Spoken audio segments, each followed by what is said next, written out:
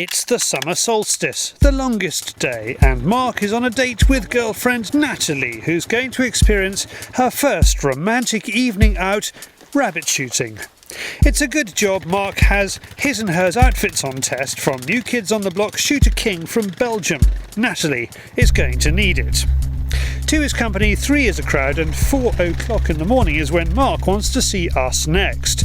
That's in 6 hours' time, when Mark is going to have a go at the local corvid population. They bring quite a lot of disease into the cattle feeders. It's all stored in sort of open bins, and then they mix it up and feed it to the cows, and they carry a disease. And also the farmer doesn't want to feed 150 crows every morning. He is being joined by Zeiss Pro Stalker Alex Hinkins, who is setting up on the other side of the farmyard. And most of your stuff is going to come over like this, or it's going to come back from behind you. Like that, yeah. But I mean, as soon as you start banging, they'll start moving into the farmyard. Okay, where are you from here? Other side of those trees. Now, the point of hunter-gatherer is to eat what we shoot. Not sure how that got there. We are a bit late with this one. The traditional date for shooting young rooks or branchers is the 12th of May. We know stuff is late coming on this year, but this is really pushing it. So what do these blackbirds baked in a pie taste like? Well, they're supposed to taste like pigeon, but if they did, everyone would eat them. So I'm naturally quite sceptical. I made brancher, rook pie, as in branches in a pie, for sporting shooter 2 or 3 years ago, and it was pleasant, I suppose. I wouldn't sort of rush out to go and eat it again, but if there was nothing else to eat, I would eat it. As the nursery rhyme goes, it's 4 and 20 blackbirds. So what does that really add up to?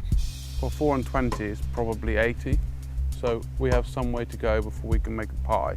I think we're going to have not even enough for a small casserole if we carry on like this. With the way the morning is going, probably best to stick to 24. 13, unlucky for some. 14.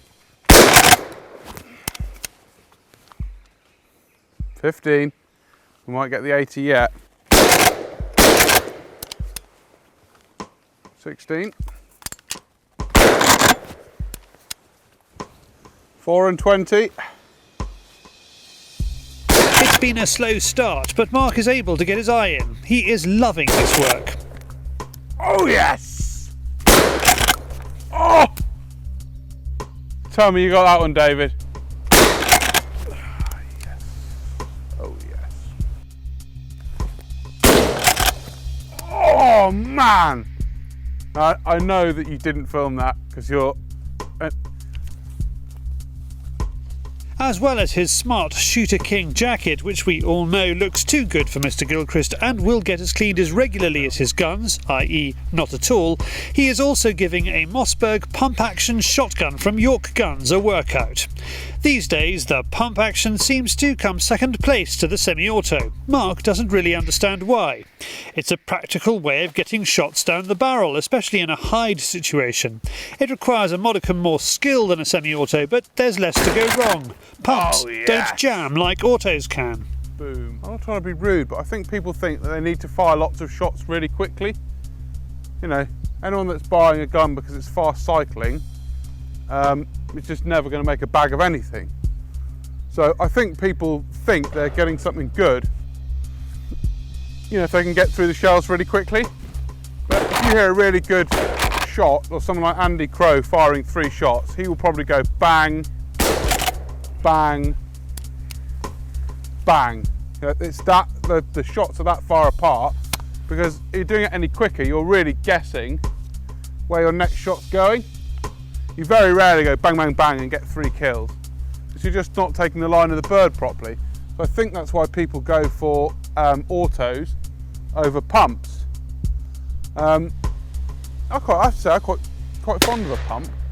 Mark has also got a silenced Mossberg 410 on test, and he will be playing with that in an upcoming episode. He's pretty pleased with that too. With tummies rumbling and nearly 80 birds on the floor, it looks like crow for breakfast. Or maybe not. The garage-bought disposable barbecue just isn't making it. Plus, we're feeling pretty sorry for Natalie. Remember Natalie? She's trying to get some sleep in Mark's van, and to be honest, she'd prefer she had some cornflakes and a coffee. Okay, so it was quite a good morning. It wasn't quite as good as I hoped it was going to be. We picked 76. I thought we'd get between 120 and 150, so it's a bit disappointing on that point of view. We were going to round it off with a nice barbecue with a young rook, but we failed on quite a few levels. Firstly, that's a jackdaw, not a rook, and David just can't light a disposable barbecue, which between us is a pretty poor effort for sort of hunter-gatherer if we, one, can't hunt and gather the right thing, and two, can't make fire. I think this series might be doomed. Fear not, we will eat branches next year, and even crow at some point. Maybe some of you can tell us what it tastes like and the best way to cook it.